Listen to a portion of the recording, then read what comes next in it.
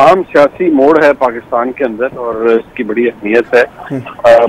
जो आईनी तरामीम की जा रही हैं, जहाँ तक अदलिया की तैनाती के हवाले से एक मामला है, ये तो खैर मैं समझता हूँ कि ओवर ड्यू था इसलिए, क्योंकि अगर आप देखिए 18वीं तरमीम में जो तरीकाकार जजेस अपॉइंटमेंट का था, उसको फिर बजोरे बाजू अगर मैं कहूँ या बंदूक की नोक पर इफ्तिखार चौधरी साहब, और अफसोस के साथ कहना पड़ता है कि उस वक्त मुस्लिम लीग नून इसमें साथ शामिल थी, 19वीं तरमीम करवाई गई बंदूक की जोर पर सिर्फ जजेस को खुश करने के लिए। लेकिन अब सिलसिला बदल चुका है। अब जो तरमीम आई है उसकी हैयत बिल्कुल मुख्तलिफ है और उसमें जिस तरह से अभी मुबशर साहब भी बता रहे थे कि तरीकाकार बिल्कुल मुख्तलिफ कर दिया गया है। अब हाँ, इससे ये जरूर है कि इसमें जो पार्लियामेंट्री कमेटी है वो बहुत ज्यादा ताकतवर होगी।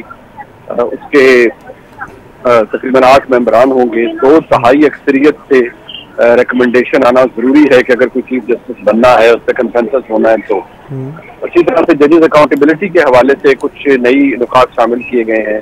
इसी तरह से एक और सेक्रेटेरिएट ऐड किया गया है जो जिसमें ये सुप्रीम जुडिशल काउंसिल के मामलात को देखा जाएगा। तो उस एतबार से तो ये बड़ी हेल्दी तरमीम है। और ये जहन में रखिए कि ये कुछ अर्सा पहले इस बात पर कंसेंसस हो गया था कि मरहला वहार अब आएंगी। ये 26वीं तरमीम है। जैसे ही सुप्रीम कोर्ट में मखसूस नशिस्तों के केस को अगर रिविजिट कर लिया गया और अगर उसके रिव्यू में फैसला तब्दील कर दिया गया, तो ये जहन में रखिए कि 27वीं तरमीम या 28वीं तरमीम भी उसके बाद अगले कुछ माह में आ सकती है, जिसमें वो चीजें जो इस वक्त रह गई उनको लाया जाएगा और शायद 26वीं तरमीम के अंदर भी जो चीजें इस वक्त मजबूरी के तहत एक्सेप्ट की जा रही हैं उनको ऑल्टर कर दिया जाएगा। ठीक है, ये इस बात का मुकम्मल इरादा और इंटेंट मौजूद है। फेज वाइज कर रहे हैं।